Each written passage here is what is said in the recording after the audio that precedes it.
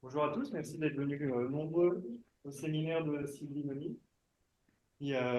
Donc Sylvie Noni qui a passé en 94 son agrég de sciences physiques, si je ne me trompe pas, qui a été suivi en 2010 d'une thèse en fait en philosophie des sciences et qui s'est toujours passionné, on a brièvement discuté, mais qui s'est toujours passionné pour la question d'un point de vue historique et philosophique de la chute des corps qui s'est posé la question de, en fait, quand on enseigne la chute des corps, il y a toujours ce fossé temporel entre la vision aristotélicienne et la vision de Galilée. C'est pas possible que personne d'autre se soit posé de questions à ce sujet. Et en fait, elle a commencé à trouver des ressources dans le monde arabe, et c'est pour ça qu'elle a longtemps travaillé au Caire, elle a étudié au Caire par la suite.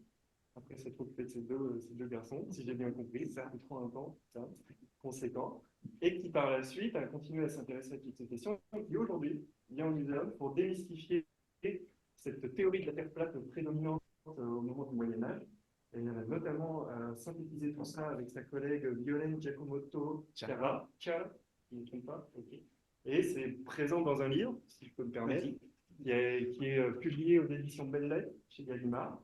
Là, c'est la réédition C'est la folio. réédition folio, pardon, ouais, Oui.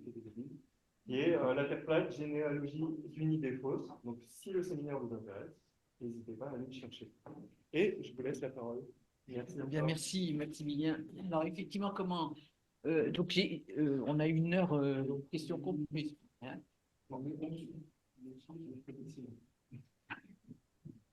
Donc, comment j'en suis arrivé à cette histoire de travailler sur les notions de la Terre plate. En fait, une chose en a poussé une autre. Bon, je travaillais effectivement beaucoup sur les contre-vérités dans l'enseignement de l'histoire de la physique, notamment de la mécanique. Et puis, de retour du Caire, j'ai participé à un séminaire justement à Bordeaux avec une collègue où on a travaillé sur les notions de représentation de l'univers. Ça, c'était encore lié beaucoup à mon sujet propre de thèse, hein, qui était la physique arabe médiévale du XIIe siècle. Et dans ce séminaire, on travaillait sur les représentations de l'univers. On a fait ensuite un ouvrage collectif. Et plusieurs fois, on s'est retrouvé avec ma collègue Violaine, présenter donc les actes de ce colloque et affronter la question, oui, mais dans la présentation de l'univers, il y avait toujours une personne qui nous disait, mais à ce moment-là, on pensait quand même que la Terre était plate. Et à chaque fois, on se regardait atterré. Et on avait eu toutes les deux à affronter cette question. Donc on s'est dit, mais c'est pas possible, il faut qu'on fasse un bouquin là-dessus. En cherchant un peu, on s'est rendu compte qu'il y avait d'autres gens que nous qui avaient travaillé avant sur ce sujet. Et puis, la question est remontée dans l'actualité à travers d'une autre question, c'est celle du platisme, euh, qui, malgré les apparences, n'a que peu à voir avec notre sujet d'aujourd'hui. Ceci dit, peut-être habilement, l'éditeur des Belles Lettres avait choisi ce titre, La Terre plate, généalogie d'unité fausse, pensant surfer sur la dénonciation de ce platisme qui a cours, effectivement, qui a peut-être pas l'importance que lui prêtent certains gros titres de presse, mais qui existe notamment chez les jeunes. La dernière enquête sur le sujet montre que chez les jeunes abonnés à TikTok, c'est assez même effrayant l'ampleur de ces idées. Il y a plus de 20% de jeunes qui répondent à la question pensez-vous que l'idée que la Terre soit plate soit une thèse que l'on peut soutenir? Répondent oui. 20%. Plus de 20%, un petit peu plus de 20%. Bon, dans le reste de la population, c'est 9%. Bon, alors je relativise souvent. J'ai fait, il y a pas longtemps, elle devrait d'ailleurs sortir, c'est aussi une émission pour France 5. Euh, je discutais avec les journalistes, je dis, mais quand même, vous faites pas des émissions sur le platisme, mais vous n'en faites pas sur tous les gens qui, en France, lisent leur horoscope tous les matins. Et c'est pourtant bien un phénomène encore plus massif, la croyance dans les horoscopes, et pas plus. Voilà, il n'y a pas de hiérarchie à avoir entre les deux phénomènes. Donc, bon, voilà, il y a des sujets qui parfois ont le vent en poupe. Alors, souvent, cette idée du placisme est présentée comme la résurgence d'une idée fausse, d'une idée ancienne, auquel les gens retourneraient par traditionnalisme, par méfiance des savoirs contemporains ou choses comme ça. Et donc, la première tâche à laquelle on s'est occupé dans notre ouvrage, c'est de montrer que pratiquement jamais dans l'histoire de l'humanité qui commence de notre ère culturelle, je précise bien, c'est-à-dire l'Europe et le tour de la Méditerranée, depuis le 5e siècle avant Jésus-Christ, mettons le 4e pour être sûr de sûr, la Terre a toujours été sphérique. Toujours été sphérique. Et donc, on a commencé voilà, par faire cette démonstration dans la première partie de notre ouvrage pour montrer que ni l'Antiquité tardive ni le Haut Moyen-Âge n'ont été platistes. C'est souvent le Moyen-Âge qui est au banc des accusés. Ni Colomb ni Galilée n'ont eu à affronter des platistes parce qu'il y a une espèce de confusion dans la tête de nos contemporains entre la démonstration du mouvement de la Terre faite par Galilée et la démonstration de la forme de la Terre faite sûrement pas par Colomb, mais par X depuis à peu près, je vous dis, le 4e siècle avant Jésus-Christ. Platon, Aristote, pour eux, la Terre était ronde, sans l'ombre d'un doute, et de nombreuses preuves même de cette sphéricité sont accumulées dans leurs ouvrages. La première d'entre elles étant le déplacement des constellations quand on se promène et que l'on change de latitude, on ne voit pas les mêmes constellations. La deuxième étant l'ombre sphérique de la Terre sur la Lune. La troisième étant la disparition des bateaux à l'horizon qui partent en disparaissant par la coque. Ces trois observations, on les trouve, mais depuis la nuit des temps, et même de simples marins les font, pas seulement des grands savants, et donc l'idée de la sphéricité de la Terre semble être une idée, donc, au moins partagée par l'ensemble du monde savant, celui qui a accès aux écrits, mais bien au-delà par des tas de gens qui ont colligé toutes ces observations. Donc la Terre est ronde depuis 23 siècles. Ce qu'on s'est attaché à montrer, c'est qu'il n'y avait pas de discontinuité dans les savoirs et dans la transmission de ce savoir qui aurait été perdu à un moment donné dans les ténèbres médiévales. Non, c'est pas vrai. Et donc les thèses platistes, qui sont souvent qualifiées de moyenâgeuses, vous savez, cet adjectif péjoratif formé sur le Moyen-Âge, elles ne sont pas médiévales, en tous les cas, c'est ce que l'on démontre, elles n'ont aucune origine dans le Moyen-Âge. Donc on a listé cette transmission en nous attachant sur les noms, pas parce qu'ils étaient célèbres, sur les noms des gens qui ont laissé des ouvrages qui ont été transmis et dont on a dans les bibliothèques, puisque c'est ça notre démarche d'historien des sciences, dont on a dans les archives des copies de nombreux manuscrits. Et alors il y en a un, on n'a pas de copie de ces manuscrits, il y a quelques fragments, mais par contre, de nombreux auteurs de l'Antiquité qui le citent, et qui n'est pas un savant. Voilà, dans cette liste, je n'ai pas que des savants. J'ai mis pour quelques marins aventuriers, Pythéas, c'est un marin grec de culture, mais qui habite à Marseille, il est marseillais, et il part, sans doute, il part à pied à travers l'Espagne d'abord, et il part depuis la côte d'Espagne, de Cantabrie, quelque chose comme ça, vers le nord, et il va jusqu'à une île où il plante un bâton au midi solaire, technique bien connue de tous les gens qui partagent le modèle aristotélicien du monde sphérique.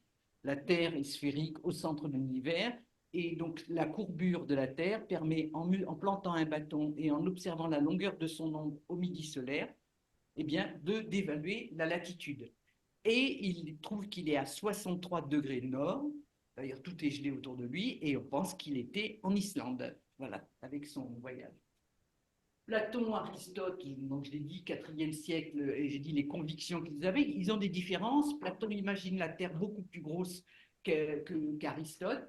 Aristote donne une évaluation déjà, une première évaluation de sa taille qui est 2 ou 3 fois trop grande, mais c'est avant la mesure faite par Ératosthène, bien plus précise, qui est très célèbre, Ératosthène, directeur de la bibliothèque d'Alexandrie, qui lui évalue la circonférence de la Terre en fait à peu près 40 000 de nos kilomètres, hein, mais donc selon l'unité qui est choisie, comme on l'a traduit, puisque c'était exprimé en stade, eh bien, on est à une très bonne approximation par rapport à l'ordre de grandeur de la taille de la Terre. Puis donc des géographes qui ont essayé, par exemple, Hipparque, de résoudre le problème d'évaluation des longitudes, parce que mesurer les latitudes, donc depuis Le IVe siècle, on sait, en utilisant ce qu'on appelle un gnomon, le faire, le bâton que l'on plante dans le sol dont on mesure l'ombre. Par contre, la longitude, ça pose un problème. Il faut avoir un chronomètre, donc il faut avoir une horloge pour voir de combien de fuseaux horaires on s'est déplacé sur la surface du globe. Et donc ça, pas d'horloge transportable et les salis ou les clepsydres n'avaient pas la précision qui permettait d'être transportés sur un bateau et de faire tout ça. Ce dont Hipparque a mis au point, la méthode qu'il a mise au point, c'est l'observation d'éclipses, donc qui était prévue, hein, des éclipses de lune par exemple, mais qui allaient être observées à deux endroits différents, donc écartés en longitude, et on allait essayer d'apprécier la différence d'heure locale avec les moyens du bord, hein, de l'époque, entre ces deux éclipses. En tous les cas, il y a des tentatives qui montrent bien que la logique, même si les instruments de mesure sont assez fragiles, et les erreurs là sont assez grossières sur la mesure des longitudes, mais on voit bien qu'on avait des idées assez précises sur donc bien sûr, la forme de la Terre et les phénomènes liés au parcours apparent du Soleil. Donc d'autres écrivains très célèbres, donc Pline l'Ancien, dont les écrits ont traversé tout le Moyen Âge, Ptolémée, alors lui, il a été traduit que bien plus tard dans le monde latin, mais il a irrigué des tas d'écrits. Théon de Smyrne, qui au IIe siècle après Jésus-Christ a transmis toute la cosmographie de Platon, et d'ailleurs c'est par les écrits de Platon, de Timée notamment, que les savoirs de l'Antiquité grecque sont arrivés dans les premiers siècles du monde chrétien latin. Et j'ai mis en couleur pourpre là des pères de l'Église, parce qu'on va voir qu'on va discuter beaucoup de leur origine, Basile de Césarée, tous les deux écrivent ce qu'on appelle des hexamérons, c'est-à-dire des commentaires de la Genèse, des 6 jours de la Genèse, et dans lesquels ils reprennent les conceptions de l'univers, particulièrement aristotéliciennes, on pourrait dire, un univers fermé, clos, dans lequel la Terre est au centre, mais la Terre est sphérique au centre. La Terre est le lieu de l'immobilité, puisque chaque fois que je fais tomber quelque chose, je vois bien qu'il s'arrête en tombant par terre. Donc la Terre est le parangon, on pourrait dire, de l'immobilité, et c'est pour ça qu'elle est vraiment au centre fixe de l'univers. Macrobe, lui, vous avez peut-être vu des dessins de Macrobe, qui le premier va élaborer la théorie des 5 zones, parfois elle est appelée la théorie des 7 zones, c'est-à-dire qu'il découpe la sphère en une zone équatoriale, 2 zones tempérées et 2 zones glaciaires, donc parfaitement conscient de la symétrie de notre sphère. Saint-Augustin, je l'ai mis là aussi, qui est au 5e siècle, qui lui est évêque d'Hippone en Afrique du Nord, et qui est souvent cité, mais qui, lui, en aucun cas ne croyait la Terre plate, mais il la croyait, bien sûr, sphérique. Il l'écrit explicitement que la Terre est ronde, et on va voir où est le problème. Alors, je cite quelques noms aussi. Marcianus Capella, c'est un écrivain, un des derniers écrivains païens en langue grecque, qui a écrit donc les noces de philologie et de Mercure, dans lesquelles il y a tout un volume sur les questions de cosmogonie qui est parfaitement au courant de la sphéricité de la Terre. Et je cite ensuite Cassiodore, qui est donc qui a traduit du grec au latin pour en faire un manuel à l'usage des moines qui étaient formés donc dans les couvents du sud de l'Italie, pour en faire des manuels rassemblant l'ensemble des connaissances, dans lesquels il y avait les connaissances de Théon de Smyrne, il y avait les connaissances de Marcianus Capella, donc tout ce savoir s'est transmis. Et Cassiodore, ses ouvrages, ça s'appelle les institutions divines, il y en a des centaines d'exemplaires de manuscrits encore que l'on peut trouver. Donc on sait que ça a été très abondamment diffusé. Boès, Isidore de Séville, Bède le Vénérable sont 3 pères de l'Église qui ont eux aussi contribué. Isidore de Séville avec une encyclopédie, une des premières encyclopédies qui s'appelle les étymologies, à rassembler toutes ces connaissances et à les transmettre aux siècles qui ont suivi. Je cite ici c'est pas un arabe, c'est un persan, Al-Fahrani, mais bon, il travaillait pour le sultan El Mamoun et il a refait une mesure dans le désert en Syrie il a refait une mesure du rayon terrestre et il trouve un résultat tout à fait intéressant, proche de celui, enfin, quasiment équivalent à celui d'Ératosthène, et qui a une certaine célébrité pour la suite.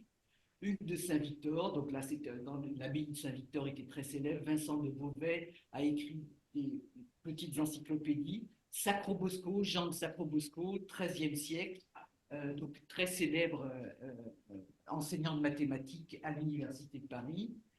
Alors Jean de Ville, lui, de Mandeville, ce n'est pas un savant, c'est un gars qui a écrit au début du XIVe siècle des récits de voyage qui, comme la plupart du temps dans ces récits, sont au début des véritables récits, puis quand ils s'approchent de l'Est, ils finissent par raconter en fait des légendes que l'on raconte sur le royaume du peuple Jean aux confins de la Chine, du père Jean.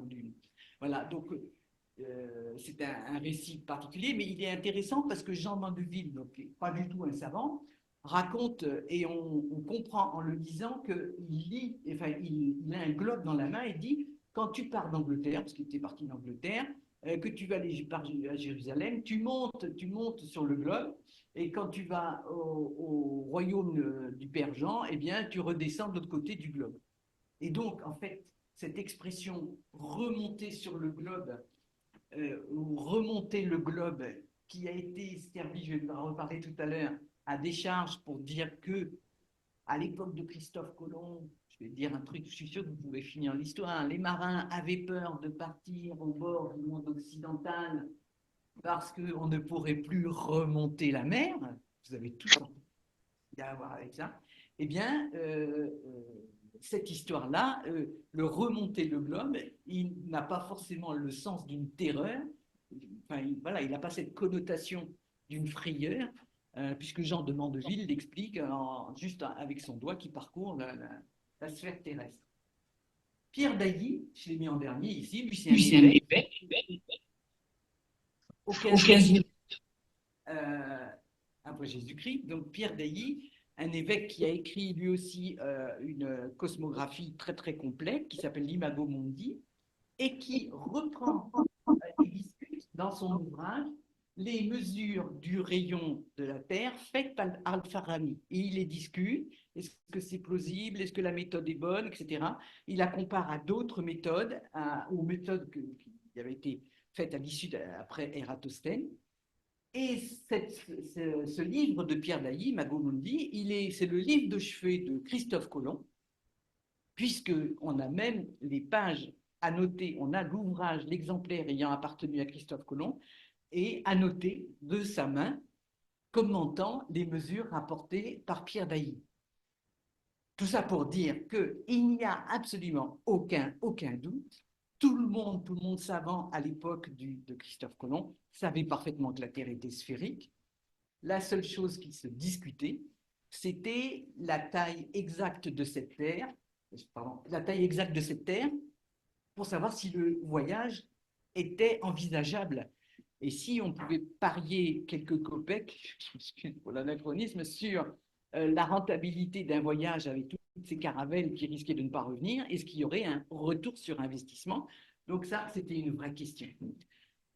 Et donc la faisabilité de ce voyage, oui, mais en aucun cas le fait que ce voyage était risqué, parce que la Terre était peut-être plate, mais bien sûr que non.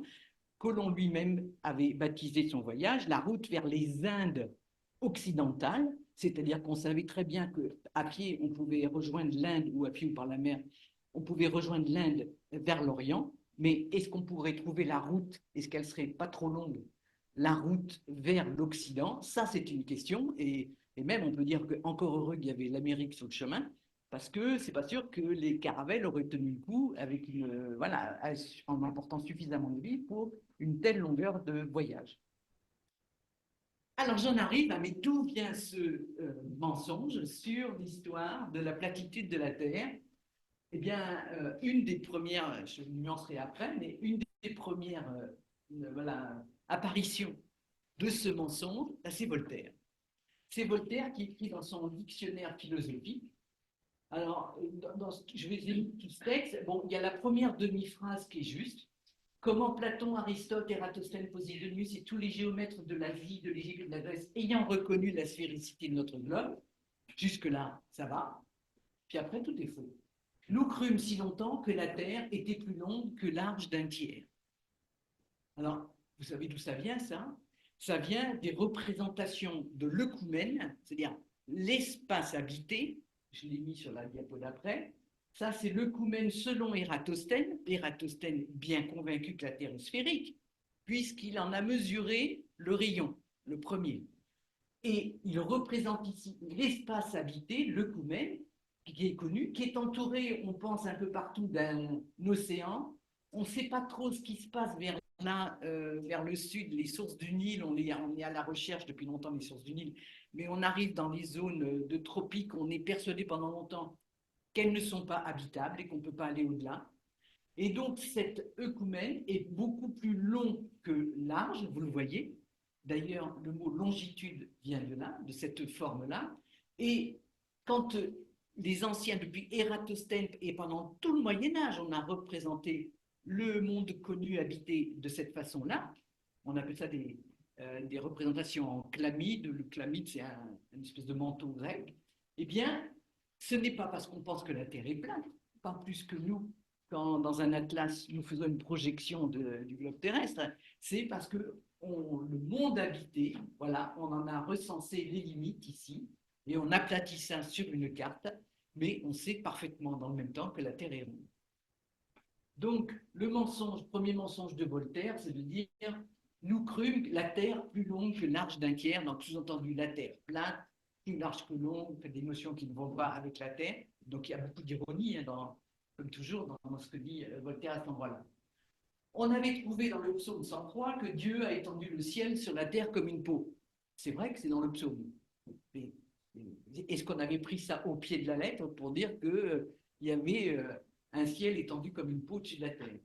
Les pères regardaient la terre comme un grand vaisseau entouré d'eau, la proue était à l'orient et la poupe à l'occident. Et c'est complètement faux. Les pères de l'Église, je le dis, donc il y aura une exception, deux que je vais citer après, mais ils sont tous convaincus que la Terre est sphérique. Et cette représentation de la Terre comme un vaisseau est peut-être attribuée à celui qui est mentionné ici, Cosmas, marqué moine du IVe siècle. En fait, c'est un marchand du VIe siècle, mais peu importe. Et rien ne prouve qu'il était moine. Il écrit en grec et son texte n'a été traduit qu'au début du XVIIIe. C'est comme ça que d'ailleurs Voltaire en a entendu parler. Il a été traduit en 1707 par un bénédictin. Et ce Cosmas a écrit une topographie chrétienne. Alors, effectivement, il était influencé par une église qui a été assez vite condamnée, qui s'appelle l'église nestorienne, qui prenait au pied de la lettre la description de l'univers par Moïse, qui a donné les instructions pour construire le temple en forme de tabernacle qui représentait le monde. Et donc, un courant religieux situé, très localisé près d'Antioche, autour d'Antioche, donc dans l'actuelle Turquie, a pris au pied de la lettre ces informations-là et a dit oui, le monde, c'est pas une terre, etc. C'est pas le monde des savants, des philosophes, c'est un tabernacle. Et cette représentation parfois prend la forme d'un bateau, parfois prend la forme d'un temple rectangulaire. Mais alors, je précise à ce moment-là, donc le courant nestorien a été condamné par deux conciles, donc en aucun cas il a pu influencer l'Occident latin, d'autant plus que tous ces gens-là écrivaient en grec et n'ont pas été traduits en latin avant le XVIIIe siècle, et donc leurs écrits n'ont pas traversé, n'ont pas été transmis au Moyen-Âge latin. Avant-dernier énorme mensonge, Tostato, évêque d'Avila, sur la fin du XVe siècle, déclare dans son commentaire de la Genèse que la foi chrétienne est ébranlée pour peu que l'on croie la terre ronde. C'est un scandale de dire ça, d'autant plus que Voltaire devait avoir accès au commentaire de la Genèse qui circulait beaucoup de ce Tostato et évêque d'Avila. Donc, j'ai traduit d'ailleurs pour la peine de A à Z. Il n'y a nulle part écrit que la Terre est plate. Il y a par contre toute une discussion sur le deuxième jour de la création, est-ce que au moment où Dieu crée les montagnes et les abysses, est-ce que l'eau est déjà créée ou pas? Et donc, il y a une discussion sur la platitude au sens de absence de relief au moment de la création de l'eau ou pas. C'est ça la discussion. Et nulle part, il y a la question de la sphéricité. Et il n'y a même pas une phrase disant la foi ébranlée. Il n'y a même pas le mot foi dans le texte. C'est assez ahurissant d'écrire ça. Mais là encore, Voltaire peut recopier sans mettre en doute la parole d'un bénédictin, ce Bernard de Montfaucon, qui a traduit Cosmas et qui a, dans la préface, raconté cette histoire complètement fausse. Et c'est une énigme encore, on n'a pas trouvé pourquoi.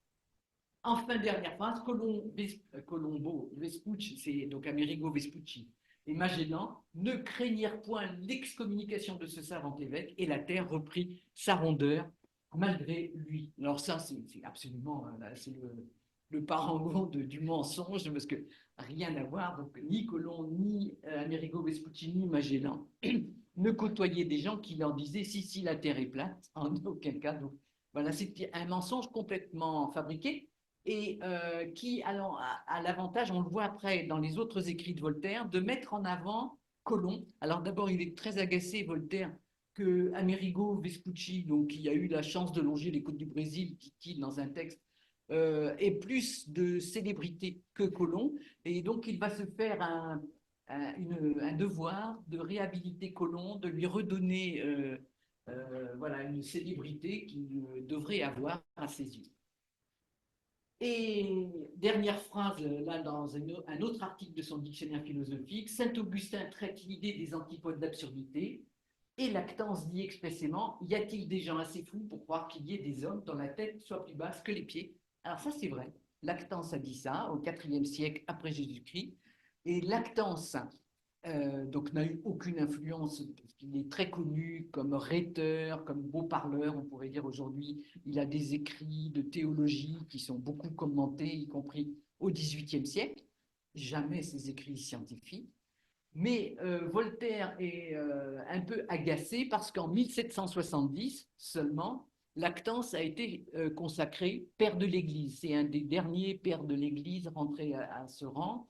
Et donc, voilà, il a beaucoup d'agacement contre Lactance. Alors, Lactance a dit ça, c'est vrai, c'est un gars, ce que je disais tout à l'heure, du IVe siècle, euh, mais qui ne fait absolument aucunement office de diffuseur de connaissances scientifiques.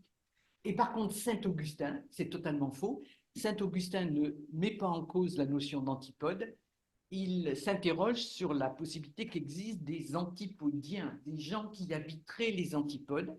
Pourquoi? Parce que vu la forme de l'œcumène dont j'ai parlé tout à l'heure, donc il est clair que la révélation Jésus-Christ est venue quelque part dans cette zone-là, que l'on a pu diffuser dans tout l'œcumène. Mais comme on est ici entouré d'un océan réputé infranchissable, s'il y avait des gens aux antipodes, ils n'auraient pas eu la révélation. Et donc, ça paraît, pour des raisons théologiques, à Saint-Augustin, tout à fait impossible. Voilà, donc avec ces phrases de Voltaire, là, on a les grandes lignes. On est donc, il y a à peu près 300 ans, si on commence à Bernard de Montfaucon, donc 1750, hein, vous voyez, aujourd'hui on va approcher de 2050, 3 siècles. Depuis 3 siècles, on voit en permanence, par contre, des gens reprendre les différents items de ce gros mensonge inventé par Voltaire. Et comme on est dans le pays des Lumières, qui se tarde voilà, d'avoir des sommités, bon. Le premier à bien diffuser ses thèses, ça va être un Américain, Washington Irving, qui a écrit Vie et voyage de Christophe Colomb en 1828 et qui a lu beaucoup Voltaire. On retrouve dans le roman, enfin, c'est pas un roman, c'est un essai de Washington Irving, un peu romancé, et c'est un essai parce qu'il a beaucoup travaillé aux archives de Madrid. Il est allé vivre 3 ans à Madrid pour bien bosser aux archives. Et il a par contre complètement fabulé sur les conflits supposés entre Colomb et l'Église. Donc il parle de ce fameux conseil de Salamanque. Je vais vous donner une image, voilà, peut-être ça vous dit quelque chose, ça, il y avait ça dans votre livre d'histoire, peut-être. Donc c'est Colomb en train d'argumenter devant les prélats de l'Église à Salamanque, en Espagne, en fait, il n'y a pas eu des rencontres. Les rois catholiques avaient nommé une commission, ils l'avaient confiée à un certain Talavera, qui devait examiner la requête de Colomb et voir si ça valait le coup de parier sur lui. Et cette commission s'est réunie une fois à Cordoue, une fois à Salamanque. Dans tous les cas, il n'y a pas d'archives, aucune archive sur cette réunion. Donc là, Irving, il est en freestyle, on dirait, et il part comme ça, avec sa pure imagination, sans documentation. Il dit donc, au lieu de s'entendre adresser des objections scientifiques à son projet de voyage, Colomb fut assailli de citations de la Bible, du Nouveau Testament, le livre de la Genèse, les psaumes de David, les prophètes, les épîtres, les évangiles. On joignit les diverses explications de saints, de révérends commentateurs, comme Saint Chrysostome. Alors, Saint Chrysostome, effectivement, c'était un saint, c'était un évêque, mais qui n'était pas encore traduit dans ses parties scientifiques à ce moment-là, et qui n'avait que des éléments théologiques. Grégoire était partisan du monde sphérique, Basile de Césarée aussi, Ambroise de Milan aussi. Le seul qui est juste là, c'est Lactance, effectivement, redoutable champion de la foi, peut-être vrai, mais c'est le seul qui est vrai dans la liste, dans l'énumération qui est là. On cite à Saint Paul qui, dans un épître aux Hébreux, compare le ciel à un tabernacle ou à un rideau, etc. On reprend l'histoire du tabernacle qui apparaît ici. Donc Irving construit dans ce vie et voyage de Christophe Colomb une légende à propos du conseil de Salamanque où Colomb aurait eu à affronter l'Église. Et cette légende va retraverser l'Atlantique, d'abord parce qu'elle est éditée, rééditée 1828, 1829. Si vous regardez, on a un outil qui s'appelle WorldCat pour voir toutes les éditions d'un ouvrage comme ça, mais c'est phénoménal. Et il est traduit très vite en 1829 en français. Et donc, il va réalimenter à nouveau la polémique en France. En France, la balle est saisie au bon par monsieur Jean-Antoine Letron, professeur au Collège de France, et qui écrit dans la Revue des Deux Mondes, célèbre revue, et pas seulement pour Madame Fillon, mais célèbre revue quand même, et dans laquelle il écrit un article des opinions cosmographiques, des opinions cosmographiques des pères de l'Église. Voilà. Il se concentre là-dessus, et donc c'est déjà un titre assez mensonger, c'est un article militant anticlérical. Hein. Le professeur au Collège de France, là, franchement, il manque très sérieusement de rigueur. Et moi, je suis pas là pour défendre le clergé ni l'Église, hein, mais c'est là pour qu'on ait des propos scientifiques sur ces sujets. Et donc, il décrit une lutte entre l'esprit et la lettre, entre le bon sens des uns et la foi robuste des autres, qui fit naître une foule d'ouvrages de controverses où les partisans de l'interprétation verbale cherchaient à convaincre leurs adversaires de l'impossibilité de concilier la Bible avec l'astronomie. Alors ça, c'est peut-être vrai au IVe, 5e, 6e siècle autour d'Antioche, où il y avait effectivement ce conflit entre la lecture littéraliste de la Bible et notamment au VIe siècle avec Jean Philopon, qui lui était à Alexandrie, qui correspondait avec ces gens-là. Mais c'était plus vrai pendant le Moyen-Âge. Saint-Augustin, Lactance, Saint-Basile, Saint-Ambroise, Saint-Justin, donc là, ici, encore toute une liste, mais dans laquelle il y a quelques-uns de ces gens d'Antioche, Procope de Gaza, Sévarianus de Gamala, Diodore de Tarse, donc ils mélangent un peu tout, ne permettent pas que le vrai chrétien conserve le doute là-dessus. Ce n'est qu'en changeant le sens des mots, le sens naturel, en bouleversant la suite des idées, que les géologues bibliques, depuis Burnet et Weston jusqu'à Pierre-Moine et Deluc, ont pu réussir à faire accorder la Genèse avec leurs idées. Et là, on voit poindre les géologues bibliques le débat sur les thèses de l'évolution, les théories de l'évolution, puisque tout ce 19e, on se met à lire ce que vous faites, vous, ici, abondamment, les couches stratigraphiques, à essayer de comprendre le nombre d'années. On est en train de découvrir que l'évaluation de l'âge de la Terre qu'avait faite Newton, vous savez combien il avait évalué l'âge de la Terre, Newton, 3848 ans.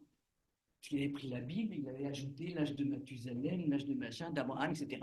Et il était arrivé à ce résultat scientifique. Bon. Donc on était sur une Terre à 4000 ans le siècle d'avant. Et donc là, on commençait à découvrir, avec donc les méthodes d'enquête que vous connaissez, dans les couches géologiques, qu'il y avait une énorme erreur sur l'évaluation de l'âge de la Terre. Donc ce débat, qui va aussi résonner de l'autre côté de l'Atlantique, est très fort. Alors on pourrait dire, mais l'Église s'était déjà compromise dans une énorme erreur scientifique avec l'affaire Galilée, en pourchassant Galilée. Ça suffisait à soi-même. Si on voulait combattre l'Église, on avait là un splendide argument.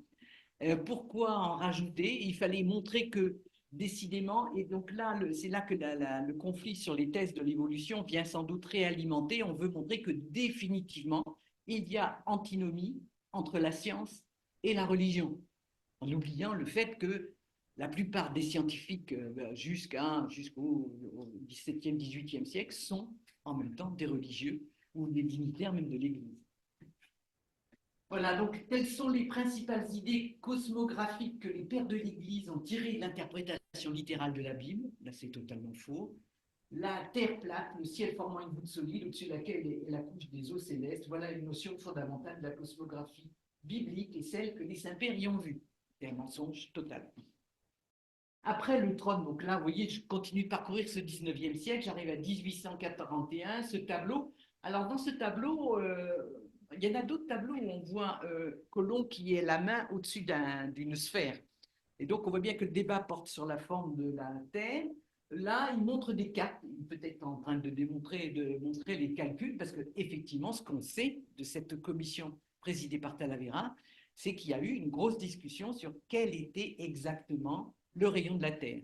Et là, Colomb va utiliser une astuce, parce qu'il veut vraiment faire son voyage.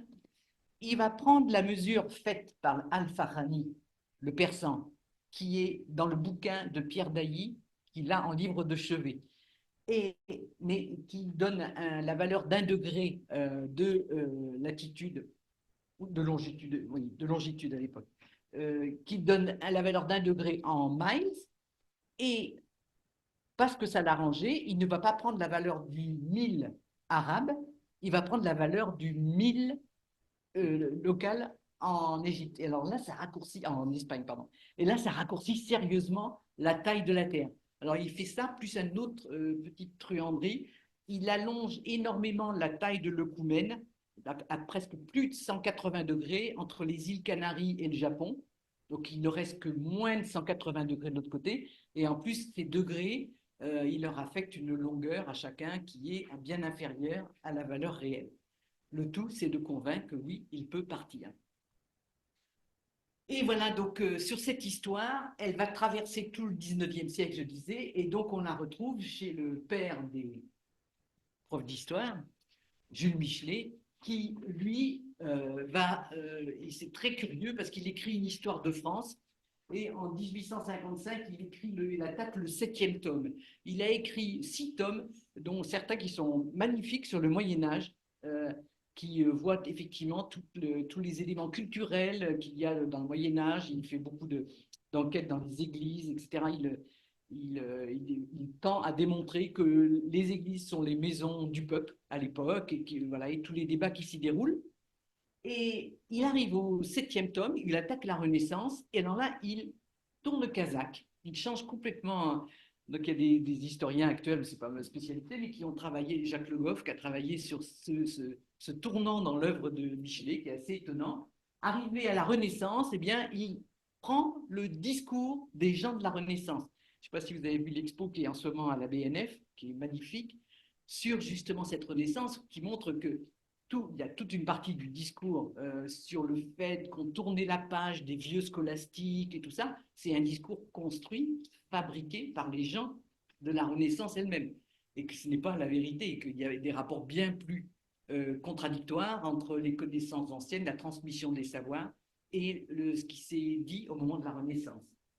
Et donc, la Michelet, lui, il fait une crise de Moyen-Âge bashing, on dirait aujourd'hui. Et donc, il défend l'idée que tout d'un coup, l'histoire va être écrite par des hommes au singulier. Il met en avant l'héroïsme d'action, l'héroïsme de création. Elle enseigne qu'une âme pèse infiniment plus qu'un royaume, un système d'État plus que le genre humain.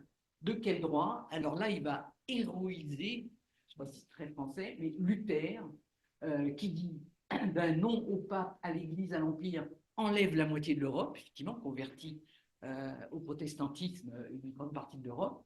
du droit de Christophe Colomb qui dément et Rome et les siècles. Donc Colomb dément l'Église catholique, Rome, et les siècles qui le précèdent, donc voilà, et la tradition, et du droit de Copernic qui, contre les doctes et les peuples, méprisant à la fois l'instinct et la science, les sens même et le témoignage des yeux, subordonna l'observation à la raison et seul vainquit l'humanité. Alors Michelet y va. Il écrit même à un endroit, donc parce qu'il héroïse beaucoup Luther, Gutenberg et Colomb, trois fils de serfs, ce qu'ils n'étaient absolument pas, ils étaient tous des fils de bonne famille, et qui se dressent sur l'océan et disent à l'histoire, me voici. Donc ça c'est Michelet. Pour prendre le vrai point de départ du siècle, toujours Michelet, il eût fallu d'abord parler de la découverte de l'Amérique. La génération des découvertes fut telle, celle de Gutenberg éclaira Colomb. Alors là, c'est vrai qu'il avait le bouquin de Pierre Daguy imprimé sur sa table de chevet. Lui mis en main les textes, mais il n'avait pas besoin de textes très précis. Tous les textes qui le précèdent disaient que la Terre était sphérique. Colomb ayant prouvé la rotondité de la Terre, on en conclut qu'elle devait tourner comme les phases de deux planètes et comme le prouva Copernic. La découverte de Colomb est le grand fait générateur du temps. Donc vous voyez que là arrive une nouvelle dimension, en plus du Moyen-Âge bashing, en plus de ces représentations déformées de l'histoire des sciences, ce centrement sur le héros individu, qui seul se dresse contre, on dirait aujourd'hui, l'establishment, et qui affronte les pensées toutes faites qui sont face à lui. Et je repars de l'autre côté de l'Atlantique, je vais peut-être passer un peu rapidement, mais deux son nom sont à citer là-dessus, hein, John William Draper, qui va reprendre tout ce qu'il y a dans le bouquin d'Irving comme argent comptant pour faire un bouquin d'histoire des sciences en montrant que voilà, Colomb il a eu à affronter donc la religion, mais ce qu'il y avait d'irreligieux dans son projet fut signalé par le clergé espagnol et condamné par le concile de Salamanque. Alors là, ça devient un concile de Salamanque. Un concile, c'est une institution religieuse bien précise. C'est un conseil, voilà, c'est la commission Talavera. Et on avait vérifié l'orthodoxie du projet de Colomb par la confrontation avec les textes des pères, etc. Alors là, ça prend encore une autre dimension dans les propos de Draper. Draper qui est un méthodiste, un protestant, et qui règle beaucoup de comptes, lui, alors peut-être pas avec la religion, mais avec la religion catholique. Et un autre qui est un peu plus nuancé, qui s'appelle Andrew Dickinson White, dont on trouve une chronique en ligne, parce que les États-Unis ont numérisé toute la presse jusqu'à 1670, voilà, donc ils ont, non pardon, jusqu'à 1870, ils ont tout numérisé ce qui paraissait, on trouve ça en ligne, et donc il fait une conférence, mais qui reprend les mêmes idées, c'est quand même Colomb et Magellan qui ont cloué le bec à tout ça. Là, c'est pour après, j'arrive au XXe siècle, donc ça c'est une encyclopédie en 3 tomes, publiée par la librairie Larousse, qui est signée par un grand nombre de scientifiques du début du XXe siècle, et qui, lui, elle, fait une salade totale entre forme de la Terre et mouvement de la Terre. Il décrit donc, c'est l'article Renaissance et réforme, la science des livres perdait son autorité devant la science des faits, un simple marais, on savait beaucoup plus sur le globe que Aristote et Ptolémée, quand même osé écrire ça. La fameuse question des antipodes était résolue, sous-entendu par la découverte de Magellan ou de Colomb.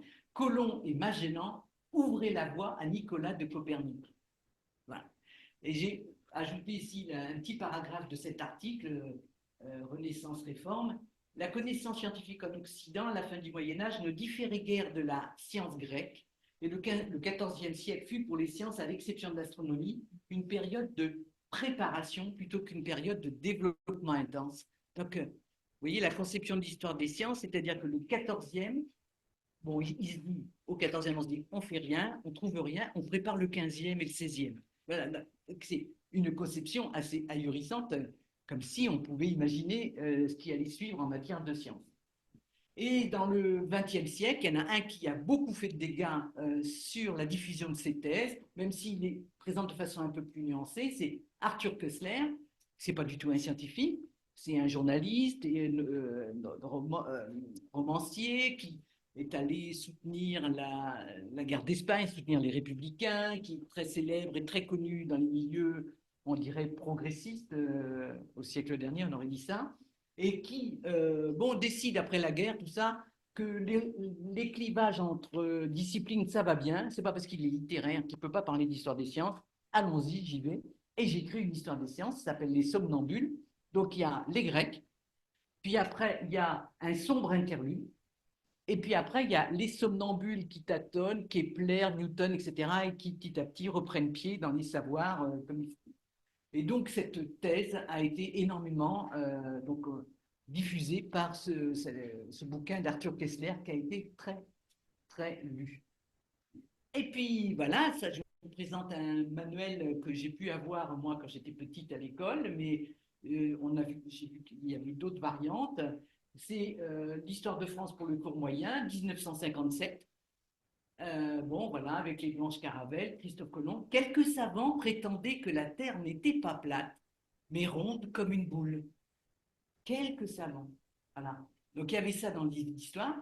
Et le couple MES Solange, là, je ne sais pas ce que veut dire les prénoms, agrégé d'histoire, donc l'agrégation, eh bien, en 1984, il réédite chez Delagrave le bouquin du cours moyen et ils mettent exactement la même phrase dans l'édition de 1984. Autrement dit, il y a 30 ans d'inspecteurs qui sont venus au fond de la classe regarder ce que faisaient les petits, qui ont quand même bien parcouru le bouquin, et puis les enseignants qui l'ont lu. Personne n'a corrigé cette énormité. Et je parle aussi d'un inconscient scolaire parce que ce savoir s'est diffusé aussi à travers des choses qui ne sont pas des cours d'histoire, ni de géographie, ni d'astronomie. Là, c'est un exercice de grammaire. Ben, essayez de le faire pour le réussir. Donc, il faut relier. Voilà. Il faut mettre au Moyen-Âge. Alors, soit on observait le ciel avec une lunette, ce n'est pas possible, parce que la lunette n'était pas inventée. Et donc, de toute façon, c'est soit autrefois, soit rien. Voilà, on imaginait la Terre plate. Donc c'est forcément au Moyen-Âge, on imaginait la Terre plate. Pour réussir son exercice de grammaire, il faut raconter une grosse bêtise scientifique. Et enfin, le pompon va à notre négationniste climato-sceptique qui a prétendu toute la fin de sa carrière faire de l'histoire des sciences. Et là, il a décrit des bouquins en histoire de la physique avec un collègue physicien. On avait pris un de ses bouquins, pas celui-là, mais un autre. On avait trouvé 80 erreurs énormes scientifiques. Même s'il les fait écrire, on savait bien qu'il ne les écrivait pas, il les faisait écrire par des étudiants ou par des nègres, on ne sait pas. Dieu face à la science, alors là, on retrouve toutes les. Voilà, l'histoire que le Moyen-Âge a oublié la science. Il n'y avait plus rien. Donc, ni Rome, ni Byzance, ni le Haut Moyen-Âge n'ont apporté la moindre contribution scientifique d'importance. Il y a un autre passage où il dit je sais bien que mes collègues médiévistes disent le contraire, mais ça ne m'empêche pas de penser. Voilà, donc je n'y connais rien. Les collègues médiévistes me disent le contraire, mais moi, voilà. La quasi-totalité des connaissances sont peu à peu évanouies, ainsi de l'idée de rotondité de la Terre. Donc, j'ai mis cet extrait là parce qu'il permet de voir que cette mention de la rotondité de la Terre, ça permet de mentionner un oubli exactement sur la période du Moyen-Âge, qu'on appelle aussi donc la période, les ténèbres du Moyen-Âge, tout ce qu'il y a autour de la légende noire espagnole. Et voilà, donc c'est la thèse qui semble être la plus répandue autour de nous, c'est celle de, bon, autrefois l'Antiquité grecque qui savait, puis après tout le Moyen-Âge oublié, puis c'est revenu avec, au choix, Colomb, Magellan ou Galilée. Voilà, c'est ça, les connaissances, et je vous assure que faites le test autour de vous, vous allez voir, il y a beaucoup de gens qui sont sur cette représentation. Donc moi, je voulais finir sur ça, c'est le mésusage de l'histoire des sciences que j'ai mentionné au fur et à mesure, donc il y a un usage téléologique, c'est-à-dire qu'on fait comme si la science pouvait pronostiquer de ce qu'elle va trouver après, et on fait un usage des sciences que j'appelle au futur antérieur. Et pourquoi est-ce que sur le sujet qu'on a mentionné tout à l'heure, mes recherches sur l'histoire du mouvement, pourquoi est-ce que pendant très longtemps, il n'y a rien eu? Parce que les chercheurs qui faisaient de l'histoire des sciences, qui étaient souvent des physiciens, il n'y avait pas encore de formation des sciences, mais même après, on cherchait, bon, Galilée a trouvé, avec l'aide de Descartes, ça dépend, en fait, le principe d'inertie, mais il faudrait trouver un précurseur. Donc, on va rechercher le précurseur, on va remonter dans le temps, ce qu'on appelle le futur antérieur, pour essayer de voir où est-ce qu'il y a une trace du principe d'inertie avant. Mais il n'y en a justement pas, puisque c'est lui qui l'a formulé le premier. Donc, c'est une recherche vaine. Et donc, ce qu'il faut, c'est regarder l'histoire des sciences pour ce qu'elle est, c'est-à-dire quelles sont les idées qui sont débattues à un moment donné, quels sont les textes qui circulent, les thèses qui s'entrechoquent, et éventuellement comment ça peut déboucher sur le principe d'inertie, mais ce n'est pas cette remontée dans le temps sur les idées qui sont vérifiées scientifiquement aujourd'hui qui va nous apprendre quelque chose sur les processus historiques en sciences. Donc, on l'a pas, je l'ai dit, une héroïsation à outrance, une vision positiviste persistante, c'est-à-dire que l'histoire des sciences ne peut aller que vers un progrès, alors ce progrès est assez vague, mais voilà, et une absence d'analyse des sources et de réflexion sur l'objet même de l'histoire des sciences. Avec ma collègue, on partage l'idée qu'on ne peut pas faire d'histoire des sciences si on n'a pas réfléchi à quel est exactement l'objet de cette discipline. Et là, je cite quelqu'un, peut-être que vous le connaissez beaucoup ici, dans la maison, Patrick Thor, qui est le biographe de Darwin, qui a fait tout le dictionnaire Darwin, qui a fait des tas d'ouvrages sur Darwin, et qui a eu à affronter, lui, l'utilisation sociologique des thèses darwiniennes, ce qu'on a appelé la sociobiologie, qui a écrit Grandeur et misère de la sociobiologie d'ailleurs. Et donc, lui, il sait de quoi il parle quand il dit que sans cela, l'histoire des sciences devient vite l'affaire de l'idéologie, l'enjeu de bataille, d'influence et de manipulation de masse. Parce qu'effectivement, c'est le rapport au texte qui va nous vacciner, nous empêcher de déborder sur des délires tout à fait idéologiques, comme on en a vu plein dans les exemples que j'ai un peu rapidement brossés. Voilà.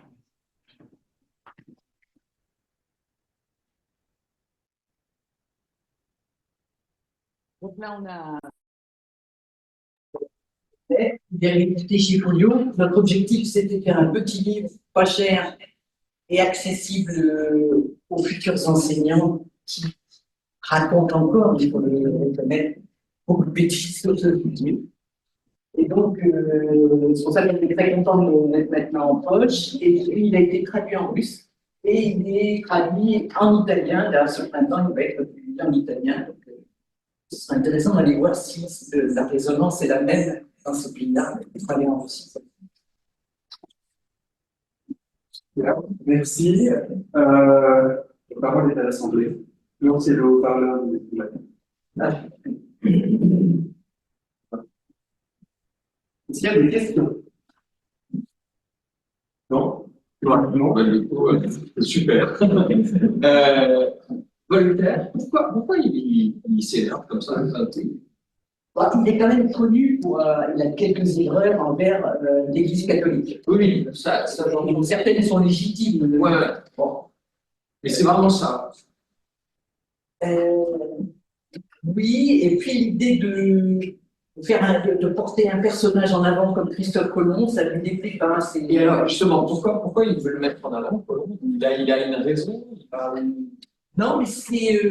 Alors, non, parce que Enrico Vespucci est européen d'origine aussi, donc il n'y a pas de conflit d'origine. Non, c'est assez étrange, parce qu'il veut aller contre la lecture de son temps, c'est assez bizarre de vouloir privilégier l'un plutôt que l'autre. Peut-être qu'à son époque, effectivement, par exemple, si on suit les traductions qu'il y a eu du texte Carnet de bord de Colomb, des éditions, et les éditions du carnet de bord équivalent d'Americo Vespucci, celui de Vespucci au XVIe siècle, au XVIIe, a été énormément plus traduit et lu. Mais, il s'appelle Novus Mundus, un truc comme ça, mais alors peut-être qu'il a voulu inverser cette inégalité, bon. Mais c'est assez étrange parce que Christophe Colomb est aussi un personnage de la chrétienté, depuis l'Église, chrétienne, ce moment-là, mais encore catholique.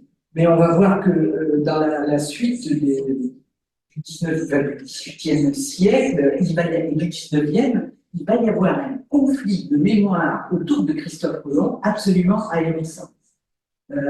Par exemple, je suis allé enquêter à l'archevêché de Bordeaux, parce que un archevêque de Bordeaux des Antilles le cardinal Bonnet, a voulu, vers la fin du 19e, faire les requêtes auprès du pape pour obtenir la béatification de Colomb. Et donc, j'ai trouvé sa lettre, et sa lettre auprès du pape, c'est un argumentaire en disant, mais regardez, les protestants se sont emparés de Colomb, la libre pensée s'empare de Colomb, parce que c'est vrai, la libre pensée, c'est aussi emparé de Colomb. Mais nous, on va être dessaisis. Or, Colomb, c'est quand même, il est allé apporter la providence outre-Atlantique, il faut rétablir ça. Et donc, alors, le pape a refusé le membre de béatification de Colomb, mais il y a un écrivain qui s'appelle Rosely de Lorde, un essayiste catholique, qui a fait tout un ouvrage qui s'appelle Colomb, révélateur du globe, qui essaie de magnifier ce rôle de colon, porteur de la providence, qui a civilisé les sauvages là-bas, bien sûr. Il a civilisé le nombre de morts qu'il a eu, c'est assez efficace, mais qui va. Donc, je veux dire, Colomb, ce personnage, on va essayer de le construire comme étant un outil aussi de la modernité. Et ce qui est assez curieux, c'est que le Rosely de Lorde, dans son ouvrage d'histoire, reprend l'histoire écrite par Irving du Conseil de Salamanque qui aurait empêché, au nom de Saint-Augustin, des psaumes, des épiques, etc., de partir parce que la terre aurait été plate. C'est un peu comme si se tirait une balle dans le pied. C'est assez étonnant comme démarche. Donc, effectivement, ça reste plein d'énigmes. Mais il y a tout le 19e siècle une compétition de mémoire énorme autour de Christophe Colomb. On peut faire, il y a un chercheur qui a travaillé sur tous les monuments qui fleurissent au moment du 4e centenaire de la découverte des Amériques, vers 1892, et un peu partout en Europe, des monuments. Donc, il y a l'Italie qui essaie de se réapproprier Colomb qui était génois. Il y a l'Espagne, il y a la cathédrale de Séville, une espèce de grand catafalque qu'il y a dans la cathédrale, je ne sais pas si vous l'avez vu. Bon. Donc, voilà, Colomb devient, ce qu'Americo Vespucci n'est pas du tout. Il n'y a pas cette dimension de ce personnage-là. Voilà. Et c'est une construction.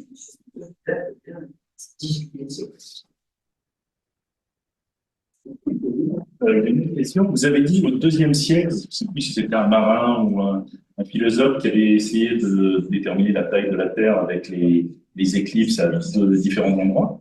Et je me posais la question, à partir de quand on a pu calculer les trajectoires suffisamment précisément pour prédire les éclipses?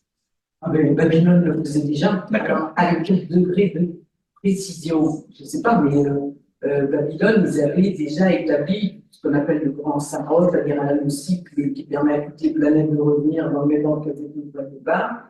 Et ils avaient des dates, alors, des échéances très précises, c'est très, très ancien.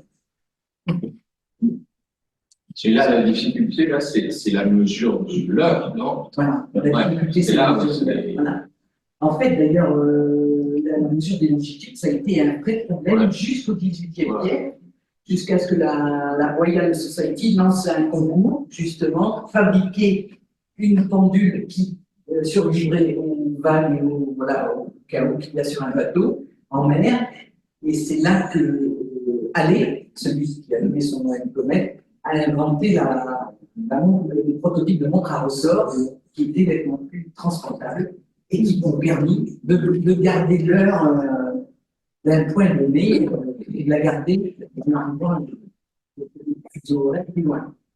Sinon, on était réduit à des procédés assez peu canoniques, du genre, il y avait un procédé qui consistait à prendre 2 chiens jumeaux, et donc on s'est donné rendez-vous dans 4 jours. J'égorge mon chien à Londres et tu noteras à quelle heure son frère Grimaud à Bois. C'est voilà, des procédés.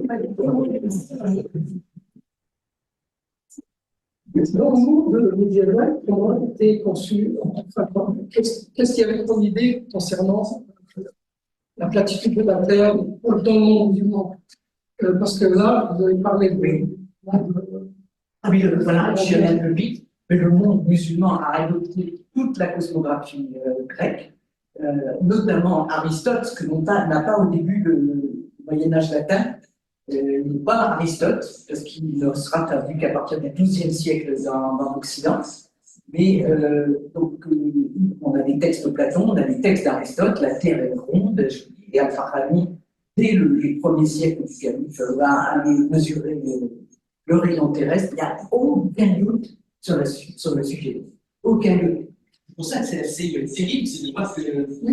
Et les Grecs, parce que eux, ils avaient ça à tous les textes. Alors, les Grecs, pour eux, la Terre est. Alors, si on remonte au 5e, 6e siècle avant Jésus-Christ, Thalès, par exemple, lui pensait que la Terre était plate et flottée sur un immense océan. Vous ne savez pas trop comment il tenait.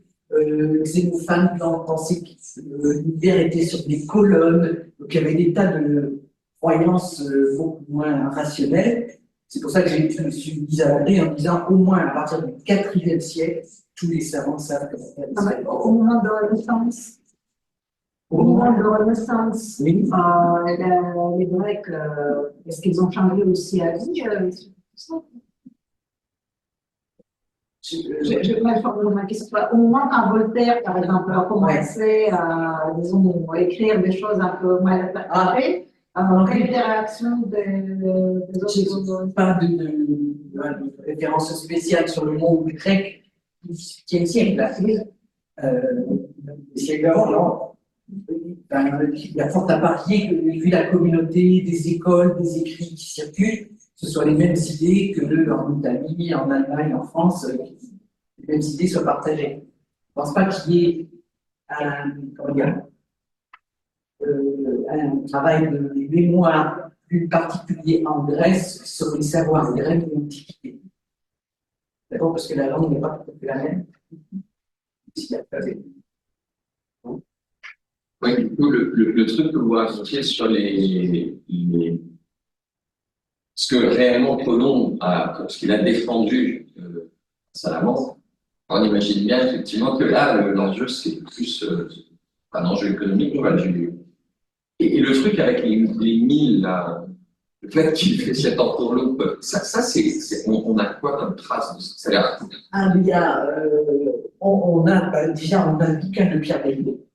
Et puis on a ce qu'a écrit Bartholomé de Las Casas, l'évêque qui a suivi le voyage de Christophe Colomb et qui a fait un travail plutôt précis et honnête de tout ce qui se passait et se disait, donc y compris des mesures, et qui était parfaitement au courant que ce mensonge existait parce que Colomb trichait tous les soirs auprès de ses marins.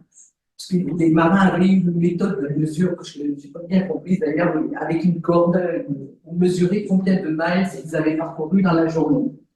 Donc, mettons qu'un jour, les marins pensaient qu'ils avaient parcouru 30 miles et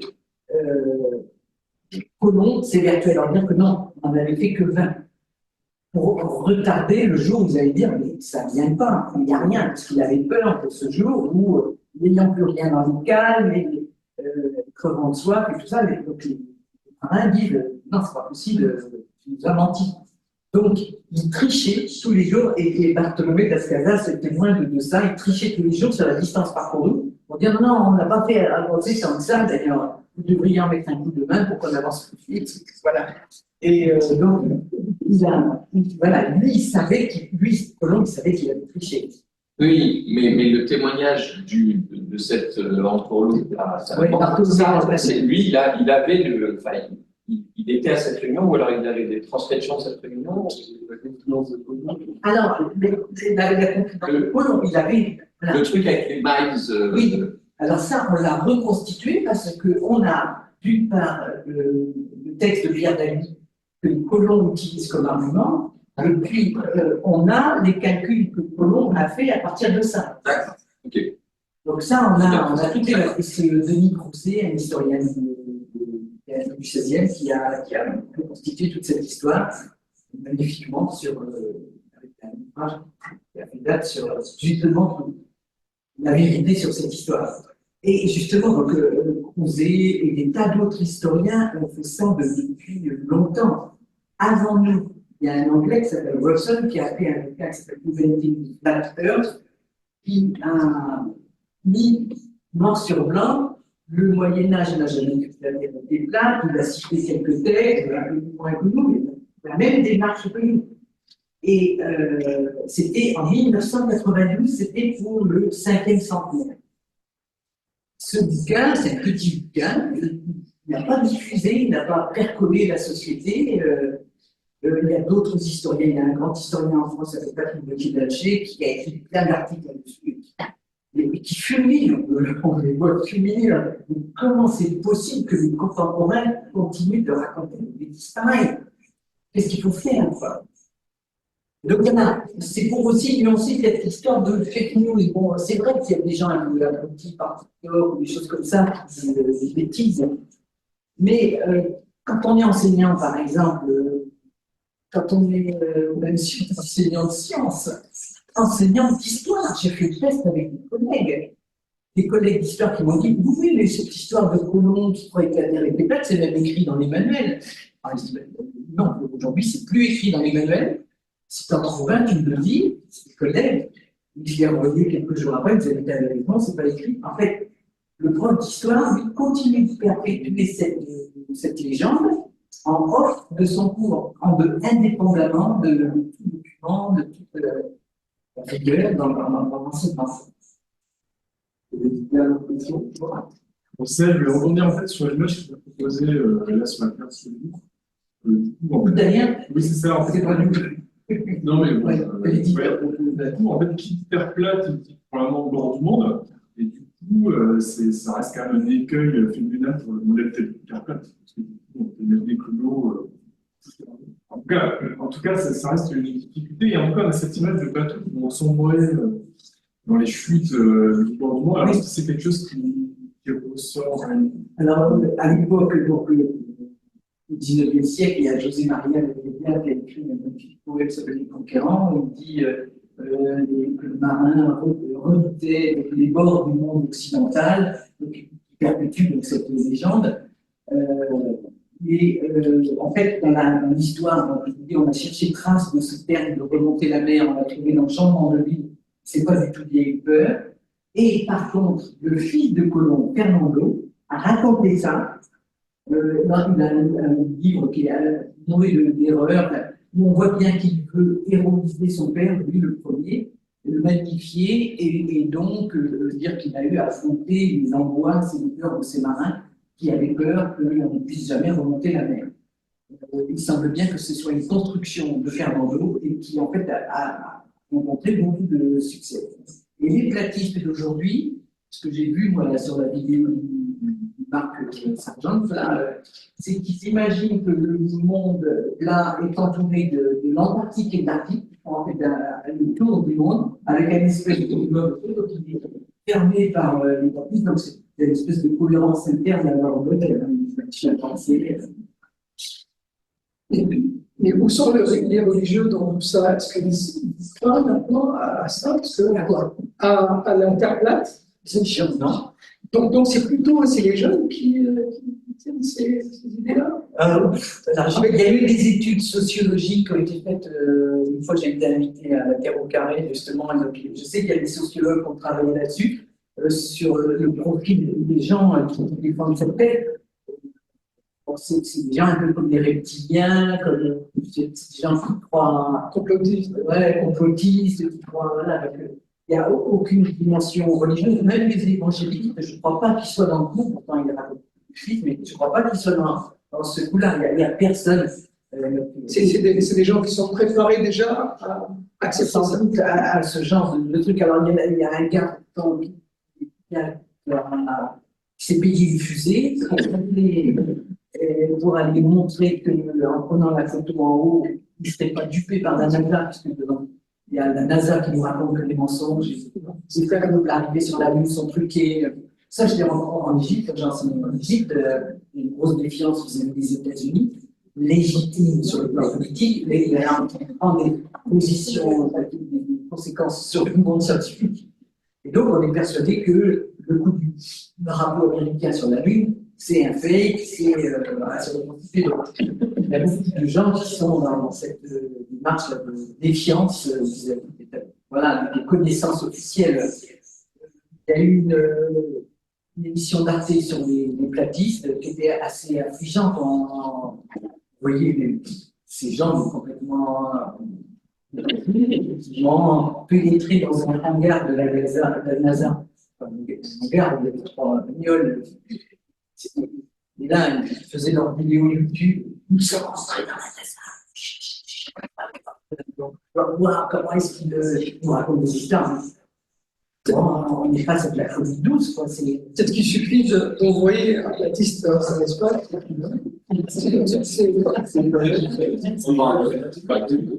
Je sais pas. Ça coûte très cher.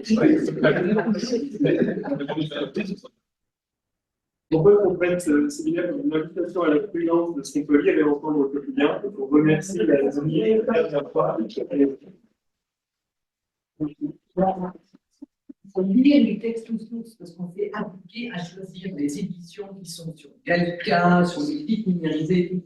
Donc, un enseignant aujourd'hui, par exemple, il n'a aucune excuse pour ne pas lire les sources des textes qui montrent bien que non, la Terre a toujours été sphérique, même pour l'Église, même pour les musulmans, même pour tout le monde, elle est sphérique. Sortez-vous nombre de la Terre. Et puis n'hésitez pas à mettre à côté